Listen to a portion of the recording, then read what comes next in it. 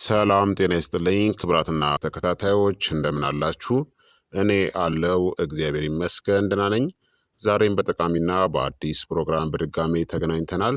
በዛሬው የጤና ፕሮግራማችን ላይ የምንመለከተው የደም ግፊትን በተፈጥሮ የሚቀንሱ በርካታ ምግቦችን በዚህ ቪዲዮ ላይ እነግራችኋለሁኝ። ይህ የጤና ትምህርት ታዲያ ለበርካታ ሰዎች በጣም ጠቃሚና አስተማሪ ስለሆነ ሁላችሁም በቅንነት ላይክና ሼር በማድረግ ሌሎችንም አስተምሩ አሳውቁላለሁኝ። ከዚህ ቪዲዮ ጋር በተያያዘ ጥያቄ ካላችሁም ሀሳብ አስተያየት ካላችሁም በኮመንት ላይ አስፍሩልኝ። በቀጥታ ወደ ጤና ትምህርታችን የማልፍ ይሆናል። የደም ግፊት ማለት ደም በደም ስሮች ወይም ደግሞ በአርተሪ ግድግዳዎች ላይ የሚያሳድረው ኃይል ወይም ደግሞ ግፊት ነው። ልብ ደምን በምትረጭበት ጊዜ የሚፈጠር ኃይል ሲሆን ደሙ በመላ ሰውነት ውስጥ እንዲዘዋወር ያደርጋል። የደም ግፊት እንዴት ይለካል? የደም ግፊት የሚለካው በሁለት ቁጥሮች ነው። የመጀመሪያው የሲስቶሊክ ግፊት ሲሆን የላይኛው ቁጥር ነው። ይህ ቁጥር ልብ ደምን ወደ ሰውነት በምትረጭበት ጊዜ የሚፈጠረውን ከፍተኛውን ግፊትን ያሳያል። ልብ በሚኮማተርበት ጊዜ የሚለካ ነው። ሁለተኛ ዳያስቶሊክ ግፊት ነው፣ የታችኛው ቁጥር። ይህ ቁጥር ልብ ከምትረጭበት በኋላ በምትረጋጋበት ጊዜ ያለውን ዝቅተኛውን ግፊትን ያሳያል። ልብ ደም ለመቀበልና ለማረፍ ክፍት በሚሆንበት ጊዜ የሚለካ ነው። ለምሳሌ የደም ግፊታችን 120 በ80 ሚሊሜትር ኤችጂ ከሆነ 120 ሲስቶሊክ ሲሆን 80ው ደግሞ ዳያስቶሊክ ማለት ነው። የደም ግፊት በጣም ከፍ ሲልና ለረጅም ጊዜ ከቀጠለ ከፍተኛ የደም ግፊት ወይም ደግሞ ሃይፐርቴንሽን ይባላል። ይህ ሁኔታ እንደ ልብ ድካም፣ ስትሮክ እና የኩላሊት ችግሮች ላሉ ከባድ የጤና እክሎች ተጋላጭነትን ይጨምራል።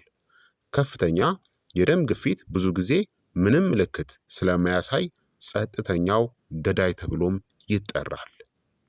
ታዲያ ከፍተኛ የደም ግፊትን ለመቆጣጠር ጤናማ የሆነ አመጋገብን መመገብ፣ ጨውን መቀነስ፣ ፍራፍሬዎችንና አትክልቶችን መመገብ፣ የአካል ብቃት እንቅስቃሴን ማድረግ፣ በየጊዜው የአካል ብቃት እንቅስቃሴን ማድረግ አስፈላጊ ነው። እንዲሁም ክብደትን መቆጣጠር፣ ጤናማ ክብደት ላይ መቆየት ያስፈልጋል። ሲጃራ ማጨስን ማቆም ወይም ማስወገድ፣ አልኮልንም መወሰን፣ የአልኮል መጠጥን መቀነስም ያስፈልጋል። ታዲያ የደም ግፊት ለምን ከባድ እንደሆነ እስቲ ልንገራችሁ። ከፍተኛ የደም ግፊት በጊዜ ሂደት የሚጎዳው ዋነኛው ነገር የደም ስሮች ወይም ደግሞ አርተሪን እናም ልባችንን እራሱን ነው። ምንም እንኳን መጀመሪያ ላይ ምንም ምልክትን ባያሳይም በውስጣችን ግን ከባድ የሆነ ጉዳትን ያደርሳል። እነዚህም የመጀመሪያውና አንደኛው የደም ስሮችን ይጎዳል። የደም ግፊት ከፍተኛ በሚሆንበት ጊዜ ደም በከፍተኛ ኃይል በደም ስሮች ግድግዳ ላይ ይገፋል። የደም ስሮች ግድግዳ መወፈር ይከሰታል። ይህ ደግሞ የማያቋርጥ ግፊት የደም ስሮች ውስጠኛው ግድግዳ እንዲወፍርና የመለጠጥ አቅሙን እንዲያጣ ያደርገዋል። አትሮስክለሮሲስንም ያስከትላል። ግድግዳው ሲጎዳ ስብ፣ ኮሌስትሮል እናም ሌሎች ነገሮች ወይም ደግሞ ፕላክ የምንላቸው በውስጡ በቀላሉ ይከማቻሉ። ይህ ሂደት አትሮስክለሮሲስ ይባላል። ሁለተኛ የደም ዝውውርንም ያግዳል። ከፍተኛ የደም ግፊት የደም ዝውውርን ሊያግድ ይችላል። የደም ስር መጥበብን ያስከትላል። በፕላክ ክምችት ምክንያት የደም ስሮቹ እየጠበቡም ይሄዳሉ። ይህ ደም በአግባቡ እንዳይፈስም ያደርገዋል። ይህ የደም ዝውውርን ያግደዋል። እንዲሁም የደም መርጋትን ያስከትላል። በጠባብ ቦታ ላይ ደም የመርጋት እድሉም ከፍ ይላል። ይህ መርጋት ወደ ወሳኝ አካል ወደ አንጎል ወይም ደግሞ ወደ ልብ ደም የሚያደርስ የደም ስርን ሙሉ በሙሉ ሊዘጋው ይችላል። በአንጎል ውስጥ ሲሆን ደም መርጋት የደም ስርን ሲዘጋ ስትሮክን ያስከትላል። በልብ ውስጥ ሲሆን ደግሞ የልብ ደም ስር ሲዘጋ የልብ ድካም ወይም ደግሞ ሄርት አታክን ያስከትላል ማለት ነው። ሶስተኛው ደግሞ ልብ ላይ የሚደርስ ጫና ነው። ከፍተኛ ግፊት ማለት ልብ ደምን ለማፍሰስ ከወትሮ የበለጠ ጠንክሮ መስራት አለበት ማለት ነው። ስለዚህ የልብ ጡንቻ ውፍረትን ያስከትላል። ለረጅም ጊዜ በከፍተኛ ግፊት ሲሰራ የልብ ጡንቻ ይወፍራል እናም ይጎዳል። እንዲሁም የልብ ድካምን ያስከትላል። በመጨረሻም ልብ ደምን በአግባቡ የማፍሰስ አቅሙን ያጣል። ይህም ለልብ ድካም ይዳርጋል ማለት ነው። በአጭሩ ከፍተኛ የደም ግፊት ከባድ የሚሆነው በጸጥታ የደም ስሮችና ልብን በመጉዳት ወሳኝ በሆኑ ቦታዎች ላይ የደም ዝውውርን በማገድ ለስትሮክና ለልብ ድካም ስለሚዳርግ ነው። ስለዚህ የደም ግፊትን በተፈጥሮ የሚቀንሱ በርካታ ምግቦችን ደግሞ ልንገራችሁ እስቲ። አንደኛ ቅጠላማ አትክልቶች ናቸው። እንደ ስፒናች፣ ኬል፣ ኮላርድ ግሪንስ እና ስዊስ ቻርድ ወይም ደግሞ ቆስጣ የምንለው እነዚህ በፖታሲየም የበለጸጉ ናቸው። ኩላሊቶች ደግሞ ከመጠን በላይ ሶዲየምን በሽንት እንዲያስወግዱ ይረዳቸዋል። ከፍተኛ የናይትሬት ይዘታቸው ወደ ናይትሪክ ኦክሳይድ ይለወጣል። የደም ስሮችን ያዝናናሉ እናም ያሰፋሉ። የደም ወሳጅ ቧንቧዎችን የመተጣጠፍ ችሎታንም ያሻሽላሉ። ከደም ግፊት መድኃኒቶች ጋርም ደህንነቱ የተጠበቀ አመጋገብ ናቸው። ታዲያ መጠንቀቅ ያለባችሁ በቫይታሚን ኬ ከፍተኛ ይዘታቸው ምክንያት ዋርፋሪን ወይም ደግሞ የደም መርጋት መከላከያ መድኃኒቶችን የምትወስዱ ከሆነ ጥንቃቄ አድርጉ፣ ወይም ደግሞ ከልክ በላይ አብዝታችሁ አትመገቡ። ሁለተኛ ሙዝ ነው። ሙዝ ከፍተኛ የፖታሲየም ይዘት ስላለው የሶዲየም መጠንን ያመጣጥናል። በልብና በደም ስሮች ላይ ያለውን ጫናንም ይቀንሳል። ከደም ግፊት መድኃኒት ጋርም ደህንነቱ እየተጠበቀ ነው። አብዛኛውን ጊዜ ደህና ነው። ታዲያ ፖታሲየምን ቆጣቢ የሚያሸኑ መድኃኒቶችን የምትወስዱ ከሆነ ከመጠን በላይ መውሰድን አስወግዱ። ሶስተኛ ደግሞ ቀይ ስር ነው። ቀይ ስር በአመጋገብ ናይትሬትስ የበለጸገ ነው። ወደ ናይትሪክ ኦክሳይድ ይለወጣል። ቫሶ ዲሌሽን ወይም ደግሞ የደም ወሳጅ ቧንቧዎችን የማስፋት አቅም አለው። የሲስቶሊክ የደም ግፊትን ከ5 እስከ 10 ሚሊሜትር ኤችጂም ሊቀንስ ይችላል። ከደም ግፊት መድኃኒት ጋርም ደህንነቱ እየተጠበቀ ነው። ታዲያ በጥንቃቄ ተጠቀሙ። የመድኃኒቱን ውጤት በማባባስ የማዞር ስሜት ወይም ደግሞ ዝቅተኛ የደም ግፊትን ሊያስከትል ይችላል። በመጠኑ መጠን ቢወሰድ ይመረጣል። አራተኛ ነጭ ሽንኩርት ነው። ነጭ ሽንኩርት ናይትሪክ ኦክሳይድን ይጨምራል። የአንጎቴሲን መለወጫ ኢንዛይም ኤሲኢን በተፈጥሮ ይከለክላል። የደም ወሳጅ ቧንቧዎችን የመለጠጥ ችሎታን ያሻሽላል። ከደም ግፊት መድኃኒቶች ጋርም ደህንነቱ የተጠበቀ ነው። ግን ከመጠን በላይ መውሰድ ከመድኃኒቶች ጋር ዝቅተኛ የደም ግፊትን ሊያስከትል ይችላል ማለት ነው። የደም ግፊት መድኃኒቶችን የምትወስዱ ከሆነ እንዲሁም ከደም መርጋት መከላከያ መድኃኒቶች ጋርም የደም መፍሰስ አደጋንም ሊጨምር ይችላል። ስለዚህ በልኩና በመጠኑ መመገብ ያስፈልጋል። አምስተኛ የቤሪ ፍሬዎች ናቸው። ቤሪስ እንደ ብሉቤሪ እናም እንጆሪ የምንላቸው የቤሪ ፍሬዎች በፍላቮኖይድ ከፍተኛ ናቸው። ብግነትን እናም የኦክሳይድ ስትረስንም ይቀንሳሉ።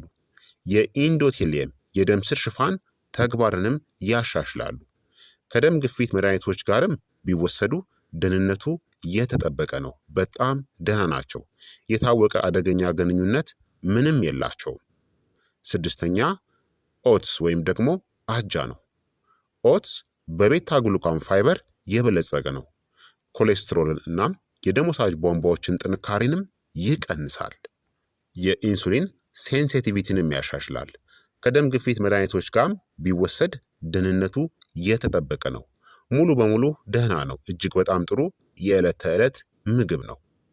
ሰባተኛ ቅባታማ አሳ ወይም ደግሞ ፋቲ ፊሽ የምንለው ነው። ለምሳሌ እንደ ሳልመን፣ ሰርዲን እናም ማካሬል ከፍተኛ የኦሜጋ ስሪ ፋቲ ይዘት አላቸው። ብግነት ወይም ደግሞ ኢንፍላሜሽንን ይቀንሳሉ። የደም ስሮች መስፋፋትንም ያሻሽላሉ። የእረፍት ጊዜ የልብ ምትንም ዝቅ ያደርጋሉ። ከደም ግፊት መድኃኒት ጋርም ቢወሰዱ ደህንነታቸው የተጠበቀ ነው። ታዲያ ከፍተኛ መጠን መውሰድ ከደም መርጋት መከላከያዎች ጋር የደም መፍሰስ አደጋን ሊጨምር ስለሚችል ሳልመን ወይም ደግሞ ፋቲ ፊሾችን በልኩና በመጠኑ መመገብ፣ ከልክ በላይ አትመገቡ። ስምንተኛ እርጎ ነው። ዝቅተኛ ስብ ያለውና ያልጣፈጠ ወይም ደግሞ ፍሌቨርድ ያልሆነ የእርጎ አይነት። የካልሲየም ይዘቱ የደም ስሮች በትክክል እንዲኮማተሩ እናም ዘና እንዲሉም ይረዳል።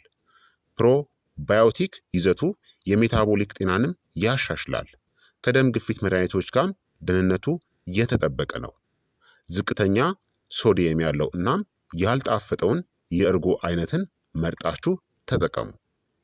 ዘጠነኛ ጥቁር ቸኮሌት 70% እና ከ70% በላይ የኮኮዋ ይዘት ያለው ጥቁር ቸኮሌትን መመገብ ነው። ታዲያ ጥቁር ቸኮሌት ስትባሉ ማንኛውንም የቸኮሌት አይነት ከሱፐር ማርኬት ገዝታችሁ መመገብ አይመከርም። ከላዩ ላይ 70% እና ከዛ በላይ የኮኮዋ ይዘት ያለው ጥቁር ቸኮሌት መሆን አለበት። አለበለዛ ስኳርና ጣፋጮችን ነው የምትወስዱ። ስለዚህ በጣም ጥንቃቄ አድርጉ ቸኮሌትን ስትመርጡ። ጥቁር ቸኮሌት 70% እና ከዛ በላይ የኮኮዋ ይዘት ያለው ፍላቫኖልስ ይዘት አለው። ናይትሪክ ኦክሳይድን ይጨምራል። የደም ስሮችን የመለጠጥ ችሎታንም ያሻሽላል። ከደም ግፊት መድኃኒት ጋር ሲወሰድ ደህንነቱ የተጠበቀ ነው። ታዲያ መውሰድ ያለባችሁ ጥቁር ቸኮሌት 70% የኮኮዋ ይዘት ያለው ቢሆንም በትንሽ መጠን ነው። ምክንያቱም ከመጠን በላይ ስኳርና ካሎሪዎችን ይጨምራል። ከልክ በላይ እሱንም ከወሰዳችሁ ማለት ነው። ስለዚህ ቸኮሌትን ስትወስዱ እባካችሁ በጣም በጥንቃቄ ስትገዙ በደንብ አረጋግጣችሁ መሆን አለበት። አስረኛ አቮካዶ ነው። አቮካዶ ከፍተኛ ፖታሲየም እናም ጤናማ ሞኖ አንሳቹሬትድ ስብን ይዟል። የሶዲየም ተጽዕኖዎችን ይቀንሳል። የደም ወሳጅ ቧንቧ ጤናንም ያሻሽላል። ከደም ግፊት መድኃኒት ጋርም ደህንነቱ የተጠበቀ ነው። ታዲያ ኤሲኢ ኢንሃቢተርስ ወይም ደግሞ ፖታሲየምን ቆጣቢ የሚያሸኑ መድኃኒቶችን የምትወስዱ ከሆነ ፖታሲየምን መቆጣጠር ወይም መመጠን ስላለባችሁ በልኩ መውሰድ ይመረጣል። በቀን ግማሽ አቮካዶ ከተመገባችሁ በራሱ በቂ ነው። 11ኛ ባቄላ እናም ምስር ነው። ባቄላ እና ምስር ከፍተኛ የማግኒዥየም እና የፖታሲየም ይዘት አላቸው። የኢንዶቴሊየም ተግባርንም ያሻሽላሉ። የደም ስኳርና የኢንሱሊን መጠንንም ያረጋጋሉ። ከደም ግፊት መድኃኒቶች ጋር ደህንነታቸው የተጠበቀ ነው። በጣም ጥሩ የእጽዋት ፕሮቲን ምንጭም ናቸው። 12ኛ ሮማን ነው። ኃይለኛ የአንቲ ኦክሲዳንት ይዘት ያላቸው ምግቦች ናቸው። የኤሲኢ እንቅስቃሴንም ይቀንሳሉ። የደም ስር ተግባርንም ያሻሽላሉ። ከደም ግፊት መድኃኒቶች ጋር ቢወሰዱ ደህንነታቸው ታዲያ ከአንዳንድ መድኃኒቶች ጋር ልክ እንደ ወይን ፍሬ ወይም ደግሞ ከግሬፕ ፍሩት ጋር አሰራራቸውን ሊያስተጓጉል ስለሚችል በልኩ መውሰድ። ብዙ መድኃኒቶችን የምትወስዱ ከሆነ ደግሞ ሐኪማችሁን አስቀድማችሁ መጠየቅ ያስፈልጋል። ታዲያ እነዚህ በርካታ ምግቦች እንዴት ነው የደም ግፊትን ዝቅ የሚያደርጉት? ከፍተኛ የፖታሲየም ይዘታቸው ሶዲየምን ከሰውነታችን ያስወግዳል። የናይትሪክ ኦክሳይድ ይዘታቸው ደግሞ የደም ስሮችን ያሰፋል። የአንቲ ኦክሲዳንት ይዘታቸው ደግሞ የደም ወሳጅ ቧንቧዎችን ከጉዳት ይከላከላሉ። የፋይበር ይዘታቸው የደም ስሮችን የመለጠጥ ችሎታን ያሻሽላሉ። የኦሜጋ 3 ይዘታቸው ብግነት ወይም ደግሞ ኢንፍላሜሽንን ይቀንሳሉ። ኤሲኢንም የመከልከል የግፊት ሆርሞኖችንም ዝቅ ያደርጋሉ። ስለዚህ በደም ግፊት መድኃኒቶች ላይ ያሉ ሰዎች ደግሞ አስፈላጊ ምክርን ከፈለጋችሁ ምግቦችንና መድኃኒቶችን አንድ ላይ መውሰድ የደም ግፊትን በጣም ዝቅ ሊያደርግ ይችላል ማለት ነው። ስለዚህ በጣም በከፍተኛ ሁኔታ የደም ግፊት መድኃኒቶችን ወይም ደግሞ የደም ግፊትን የሚቀንሱ ምግቦችን አንድ ላይ አትውሰዷቸው። አንዳንድ ለየት ያሉ ምልክቶች ደግሞ ከገጠማችሁ ትኩረትን ስጡ። እንደ ማዞር፣ ድካም፣ ራስን መሳትና መርከን ወይም ደግሞ መዝለፍለፍ ከገጠማችሁ ታዲያ ምርጡ መንገድ የደም ግፊትን የሚቀንሱ ምግቦችን ቀስ በቀስ ወደ አመጋገባችሁ አስገቡ። የደም ግፊታችሁን ደግሞ በየጊዜው ተለኩ። የደም ግፊታችሁ ከ90 በ60 ሚሜ ኤችጂ በታች ከቀነሰ ደግሞ ለሐኪማችሁ አሳውቁ ወይም ደግሞ ቶሎ ምርመራ አድርጉ። በአጠቃላይ የተፈጥሮ ምግቦች የደም ግፊትን መቆጣጠርን ይደግፋሉ እናም ያጎላሉ። መድኃኒትን ግን አይተኩም። በትክክልም ጥቅም ላይ ሲውሉ የመድኃኒት የጎንዮሽ ጉዳቶችን ይቀንሳሉ፣ የልብ ጤናንም ያሻሽላሉ፣ ኩላሊትን እናም አንጎልንም ከጉዳት ይከላከላሉ ማለት ነው። ስለዚህ ክቡራትና ክቡራን ተመልካቾቼ የዛሬው የጤና ትምህርት እንግዲህ ይህንን ይመስል ነበረ። እንደተማራችሁበትም ተስፋ አደርጋለሁኝ። ሀሳብ አስተያየታችሁ ደግሞ አይለኝ እላለሁ። ይህ የጤና ትምህርት ለበርካታ ሰዎችም እንዲደርስ ሁላችሁም በቅንነት ላይክና ሼር በማድረግ ሌሎችንም አስተምሩ አሳውቁላለሁኝ። በቀጣይ የጤና ትምህርት እስከምንገናኝ እኔንም እናንተንም ቸር ያቆየን። መልካም ጊዜ፣ መልካም ቆይታ። ቻው ቻው።